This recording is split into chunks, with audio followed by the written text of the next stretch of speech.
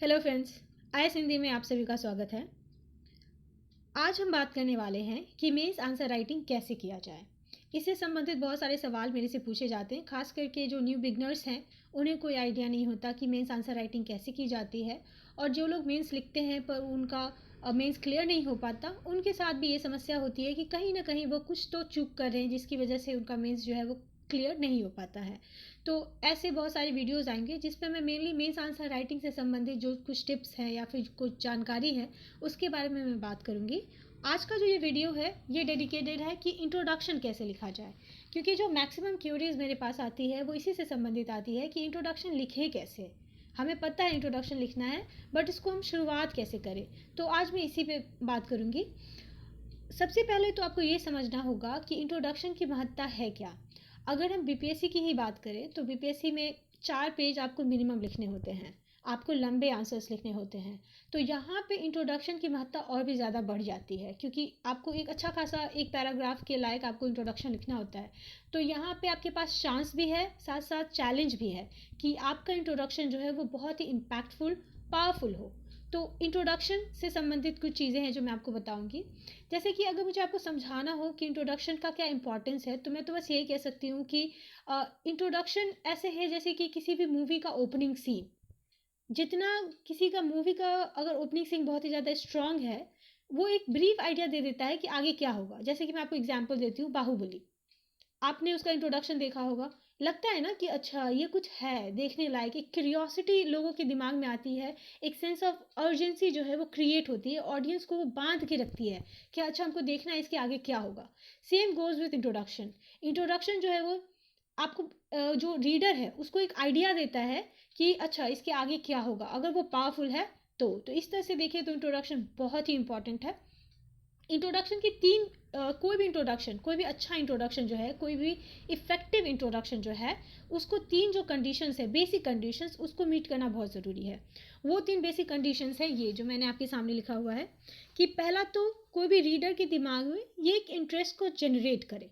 जब तक इंटरेस्टिंग नहीं होगा, मतलब आपने वही जिसने सबने लिखा है वैसा ही आपने भी कुछ लिखा है, तो वो इंटरेस्ट नहीं होगा। अगर आप कुछ अलग करेंगे, थोड़ा सा इनोवेशन लाएंगे, अपना वर्ड यूज़ करेंगे, तभी रीडर को वो इंटरेस्टिंग लगेगा।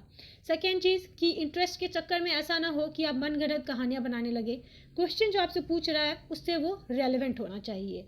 और तीसरी चीज़ कि वो छोटा होना चाहिए, एकदम कॉम्पैक्ट, कंसाइज। सो नहीं कि मैंने कहा कि आज आपके पास चांस है आप लंबा इंट्रोडक्शन लिख सकते हैं, तो पूरा 1 पेज का आपने इंट्रोडक्शन ही लिख दिया, ऐसा भी नहीं होना चाहिए।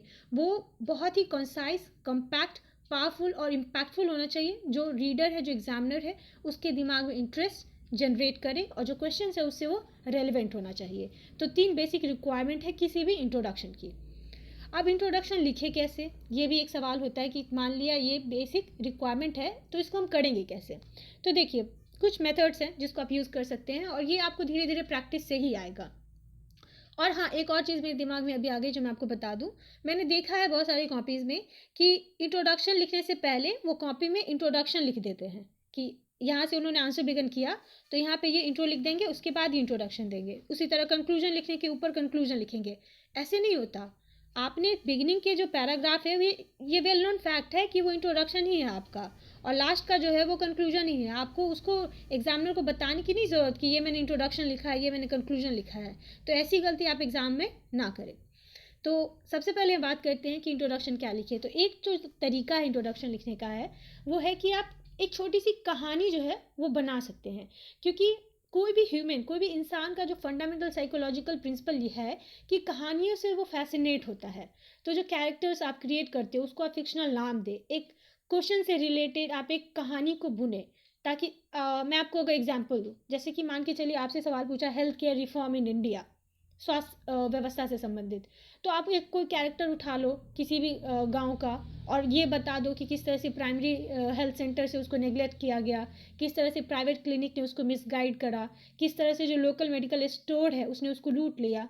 तो इस तरह से आपने एक छोटी सी कहानी बनाई, इसमें आपने पूरी की पूरी जो समस्या है पब्लिक हेल्थ सेक्टर की उसको आपने उजागर कर दिया, पर बहुत ही डिफरेंटली।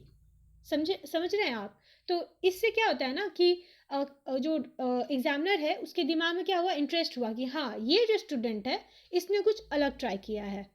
आपने प्रॉब्लम्स बताए हैं लेकिन आपने डिफरेंट तरीके से बताए हैं। अब मैं आपको एक और चीज़ देती हूँ, एक और एग्जांपल स्टोरी का बेनिफिट।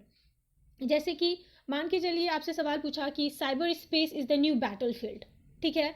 तो आप एक ऐसे आप शुरुआत कर सकते हैं कि एक फाइन विंटर मॉर्निंग था 2025 में, लोग ट्रैवल कर रहे थे मेट्रो से, सडनली मेट्रो जो है वो बंद हो जाती है, एयर स्पेस कम्युनिकेशन बंद हो जाते हैं, बैंक्स बंद हो जाते हैं, सब चीज़ हैक हो गया है, एनर्जी न्यूक्लियर पावर प्लांट्स जो है वो हैक हो गए हैं, विद इन 30 मिनट कंट्री का जो क्रिटिकल इंफ्रास्ट्रक्चर है वो कोलैप्स हो गया है, और पता चलता है कि कंट्री जो है उस पर एक कोऑर्डिनेटेड साइबर अटैक हुआ है, एक साइबर वॉर हुआ है। और उसके बाद आप नीचे लिखेंगे कि सुनने में लगता है जैसे कि ये कोई साईफाई मूवी का कोई सीन हो, बट ये एक पोटेंशियल रियलिटी हो सकती है फ्यूचर में, क्योंकि फ्यूचर में साइबर अटैक या फिर साइबर वॉर जो है वो इंडिया के लिए थ्रेट है। तो आपने एक छोटी सी स्टोरी बताई, एक फैसिनेशन आपने क्रिएट किया। देख रहे हैं आप, अगर आपने सीधे साइबर अटैक पे आ जाते तो इतना इंटरेस्टिंग नहीं लगता, लेकिन आपने एक छोटी सी कहानी बुनी, बहुत ही कंसाइज। तो इस तरह से आप स्टोरी छोटी सी लिख के इंट्रोडक्शन की शुरुआत कर सकते हैं।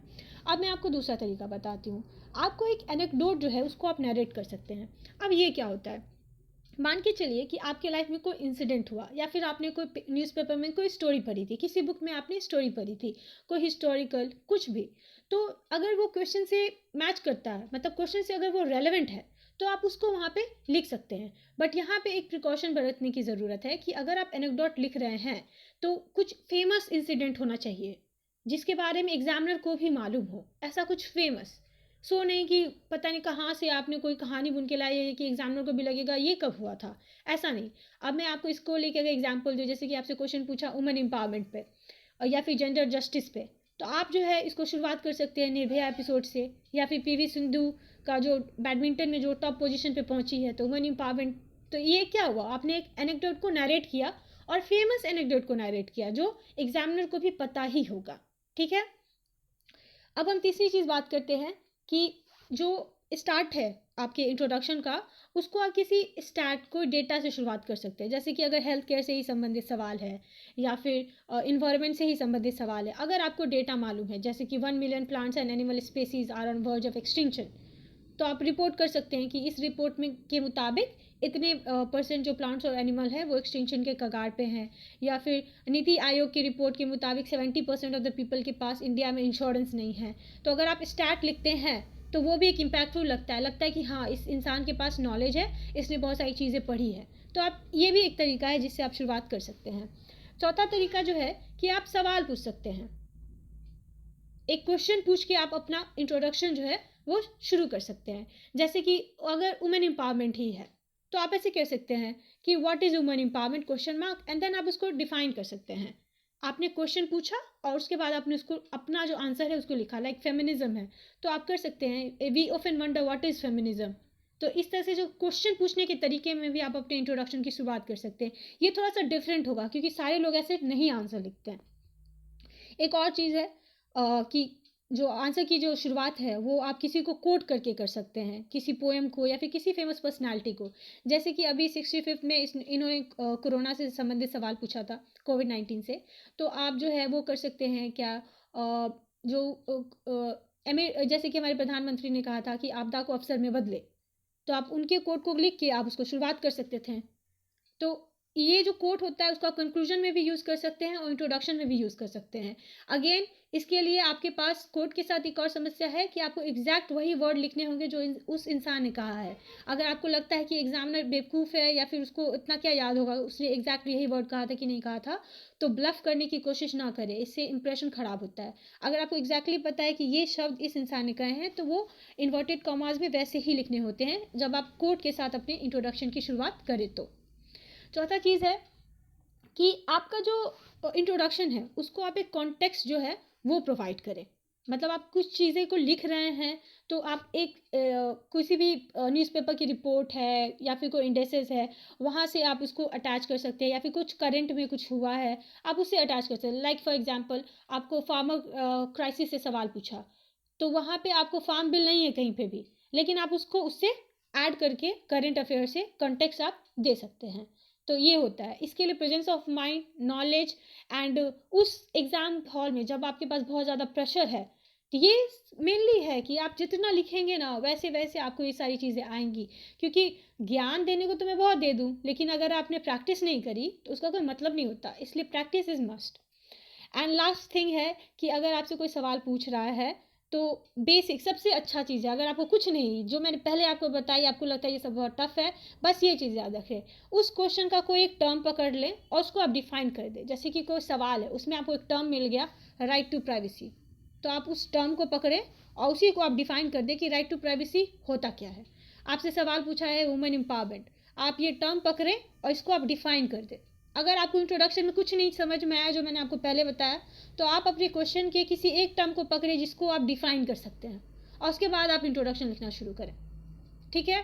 और अगेन मैं कहूँगी, ये सारी चीज़ें तब तक सक्सेसफुल नहीं होंगी या तब तक आपके हैबिट में शामिल नहीं होंगी जब तक आप आंसर राइटिंग की प्रैक्टिस नहीं करेंगे। तो फ्रेंड्स, आज का जो ये वीडियो था ये मेनली इंट्रोडक्शन पे ही था। मैं आशा करती हूँ कि आप जब इंट्रोडक्शन लिखेंगे आगे चल के तो इन बातों का आप ख्याल रखेंगे।